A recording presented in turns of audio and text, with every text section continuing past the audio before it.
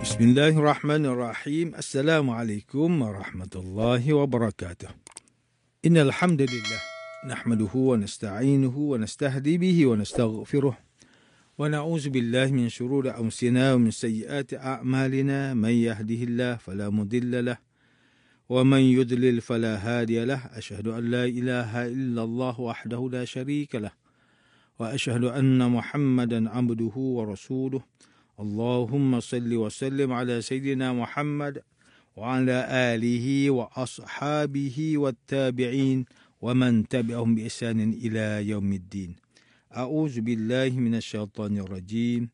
Ya ayyuhalladzina amanu taqullaha haqqa tuqatih wa la tamutunna illa wa antum muslimun. Amma ba'd. Yang berusaha Tuan Haji Ahmad Nazri Muhammad Yusof selaku penerbit rancangan tafsir Al-Quran dan seterusnya sidang pendengar yang dirahmati Allah. Alhamdulillah.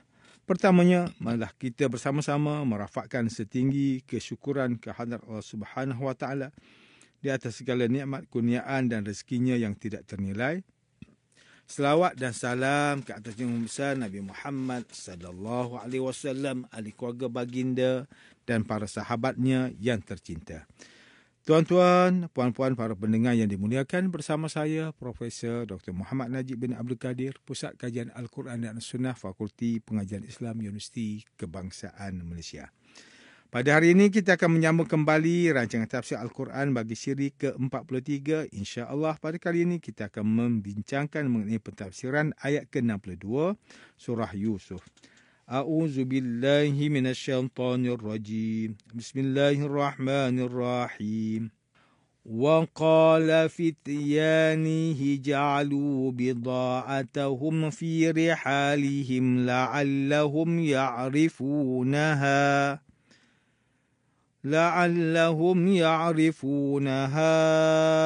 idza qalabu ila ahlihim la'allahum yarji'un.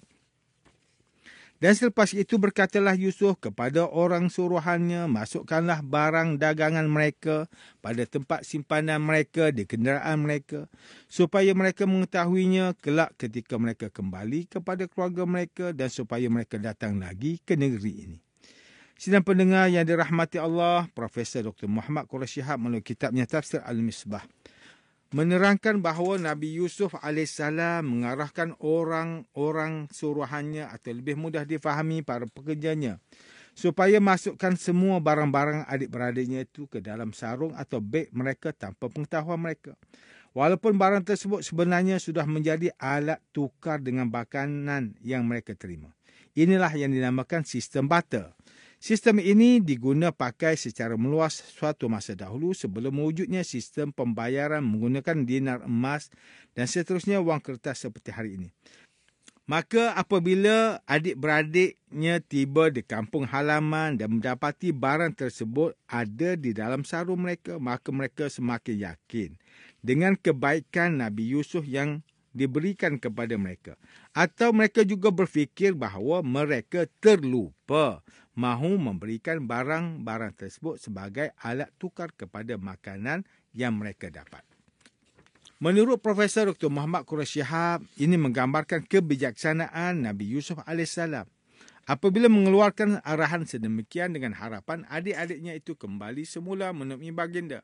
Sama ada disebabkan mahu meminta makanan lagi atau mahu mengembalikan barang yang mereka fikir bahawa mereka terlupa untuk dijadikan sebagai alat tukar dengan makanan yang mereka perolehi pada pertemuan yang pertama itu. Manakala Profesor Dr. Haji Abdul Malik bin Abdul Karim Amrullah atau lebih dikenali sebagai Hamka melalui kitabnya Tafsir Al-Azhar, ketika mentafsirkan ayat ke-62 surah Yusuf mengatakan bahawa arahan Nabi Yusuf AS ini menggambarkan kebaikan kali kedua baginda kepada adik-beradiknya. Pertama, mereka dihormati dan dilayan dengan baik sebagai tetamu. Kedua, mereka mendapat semula barang-barang yang sepatutnya mereka jadikan sebagai alat tukar kepada makanan yang mereka perolehi daripada Nabi Yusuf AS. Ia umpama makanan yang mereka dapat itu adalah percuma. Disebabkan kebaikan baginda ini, maka adik-beradiknya pasti akan kembali semula kepada baginda dengan membawa Bunyamin. Sidang pendengar yang dimuliakan, Profesor Dr. Tengku Muhammad Hasbi As-Siddiqui menulis kitabnya Tafsir An-Nur mentafsirkan ayat ke-62 surah Yusuf dengan menerangkan bahawa Nabi Yusuf AS mengarahkan orang suruhan atau para pekerjanya untuk meletakkan kembali barang milik adik-beradiknya itu ke dalam bahagian barang-barang mereka tanpa mereka sedari.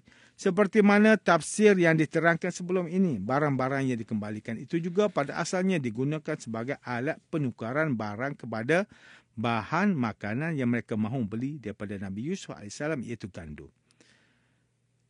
Menurut Profesor Dr. Tengku Muhammad Hasbi As-Siddiqui lagi, tujuan Nabi Yusuf mengarahkan agar barang tersebut dikembalikan tanpa disedari adik-beradiknya adalah supaya mereka hanya sedar apabila sudah kembali ke kampung halaman lalu menyedari bahawa Nabi Yusuf AS sebenarnya tidak menerima sebarang bayaran pun daripada pembelian gandum tersebut. Dengan mengatakan bahawa sebenarnya Nabi Yusuf mahu adik-beradiknya kembali semula kepadanya nanti serta mengakui kebaikan muamalah yang sudah diberikan kepada mereka. Menurut Profesor Dr. Haji Zainal Arifin Zakaria melalui kitabnya Tafsir Inspirasi menjelaskan tafsiran bagi ayat ke-62 surah Yusuf ini bahawa Nabi Yusuf AS bertindak mengeluarkan arahan kepada orang suruhannya supaya mengembalikan barang-barang adik-beradiknya yang dijadikan sebagai alat tukar ganti kepada pembelian gandum itu kerana baginda sedang menyiasat adik-beradiknya itu. Bukan sekadar melayan mereka dengan sangat baik sebagai tetamu, bahkan memulangkan semula barang yang digunakan melalui sistem barter kepada pembelian gandum ini sebagai isyarat bahawa baginda memberikan gandum itu kepada adik-beradiknya secara percuma. Siasatan yang baginda buat ini tidak lain tidak bukan agar adik-beradiknya itu akan kembali semula kepada baginda nanti dengan membawa Bunyamin. Ustaz Haji Muhammad Sa'id Umar pula melalui kitabnya Tafsir Nurul Ihsan mentafsirkan ayat ini dengan mengatakan bahawa apabila Nabi Yusuf AS berbuat baik kepada adik-beradiknya dengan mengarahkan pekerja-pekerjanya untuk mengembalikan barang yang digunakan oleh adik-beradiknya itu sebagai alat pembelian kepada makanan yang mereka beli, baginda berharap agar mereka datang semula ke Mesir. Pandangan Ibnu Abbas radhiyallahu anhuma yang mengatakan bahawa barang yang dikembalikan itu adalah kasut dah belulang, iaitu kulit yang tebal dan keras. Menurut beliau lagi, Nabi Yusuf AS menyedari bahawa baginda tidak harus mengambil keuntungan daripada jualan makanan kepada adik-beradiknya itu kerana makanan itu akan dibawa kepada ayahnya, Nabi Yaqub yang berada dalam kesusahan, sedangkan baginda berada dalam kesenangan. Di akhir tafsiran ayat ini, menekankan sekali lagi bahawa tindakan Nabi Yusuf AS tidak lain tidak bukan kerana mahu adik-beradiknya kembali semula ke Mesir. Tuan-tuan dan puan-puan yang dirahmati Allah, demikianlah tafsir bagi ayat ke-62 surah Yusuf menurut pentafsiran oleh para ulama.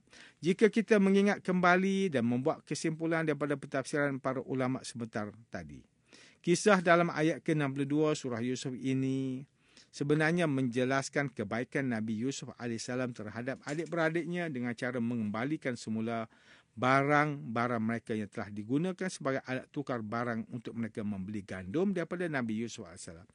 Sebenarnya, jika kita meneliti kembali ayat-ayat sebelumnya, kita mendapati bahawa Nabi Yusuf AS telah pun melakukan kebaikan terhadap adik-beradiknya seperti melayan mereka dengan sangat baik sebagai tetamu. Ini menunjukkan bahawa Nabi Yusuf melakukan banyak kebaikan terhadap adik-beradiknya meskipun mereka pernah melakukan kejahatan terhadap baginda sewaktu baginda kecil sehingga terpisah jauh daripada ayahnya Nabi Yaqub. Hakikatnya bukan mudah untuk kita membalas kejahatan dengan kebaikan. Seperti kata ahli hikmah, buat baik dibalas baik itu biasa. Buat jahat dibalas jahat itu juga biasa. Tetapi buat jahat dibalas baik itu luar biasa. Jika kita lihat situasi pada hari ini, lagi-lagi ujian atau fitnah akhir zaman ini semakin mencabar.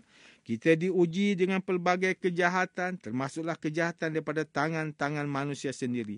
Namun kadang-kala kita juga terkandas dengan ujian tersebut apabila kita membalas kejahatan yang berlaku kepada kita dengan kejahatan daripada tangan kita sendiri.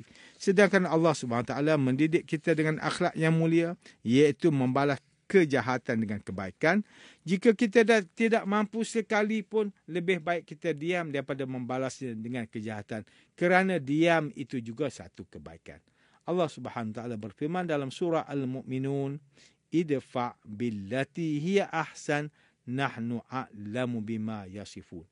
Tolaklah kejahatan yang kamu lakukan kepadamu dengan cara yang sebaik-baiknya. Kami maha mengetahui apa yang mereka katakan. Surah Al-Mu'minun ayat ke-96. Nabi Yusuf AS bukan sekadar berjaya membalas kejahatan yang pernah dilakukan adik-beradiknya terhadapnya dengan kebaikan. Bahkan baginda membalas dengan kebaikan itu ketika mana baginda berkuasa sebagai menteri di Mesir ketika itu.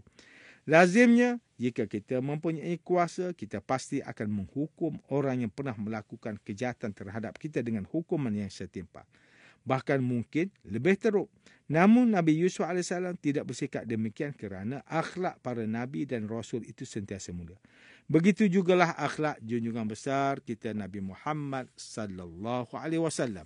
Kisah Nabi Yusuf ini juga mendidik kita agar memelihara hubungan antara adik-beradik sekalipun berlaku pelbagai ribut dalam hubungan tersebut.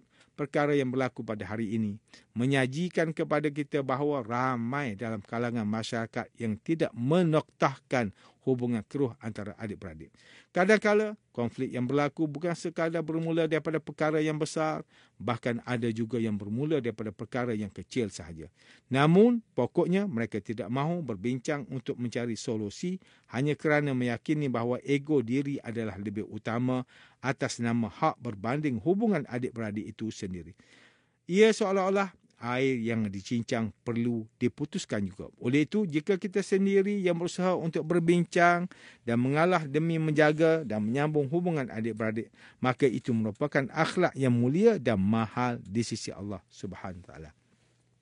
Rasulullah sallallahu alaihi wasallam bersabda, "Man ahabba an yubsata lahu fi rizqihi wa yunsa'a lahu fi asarihi falyasil rahimah." Barang siapa yang ingin diluaskan rezekinya serta dipanjangkan usianya, maka hendaklah dia menyambung pertalian silaturrahim. Hadis riwayat Imam Bukhari. Sidang pendengar yang dimuliakan, antara pengajaran yang boleh kita ambil daripada tafsir ayat ke-62 surah Yusuf ini ialah setiap Muslim hendaklah mendidik diri untuk membalas kejahatan yang dilakukan terhadap kita dengan kebaikan daripada tangan kita sendiri. Kerana itu akan memberi kebahagiaan kepada kita dan orang lain. Umat Islam hendaklah berakhlak mulia terhadap semua manusia, tidak kira yang beragama Islam ataupun tidak. Lebih-lebih lagi terhadap mereka yang mempunyai pertalian darah secara langsung. Sebagai Muslim, kita perlu menjaga hubungan antara adik-beradik daripada menjadi dingin dan goyah walaupun pelbagai ujian yang mendatang. Sidang pendengar yang dirahmati Allah, sekian sahaja rancangan tafsir Al-Quran pada hari ini. Semoga kita semua mendapat manfaat daripada perbincangan ilmu ini. InsyaAllah, mudah-mudahan kita akan bertemu lagi pada siri rancangan tafsir Al-Quran yang akan datang. Wabillahi taufiq wal hidayah. Wassalamualaikum warahmatullahi wabarakatuh.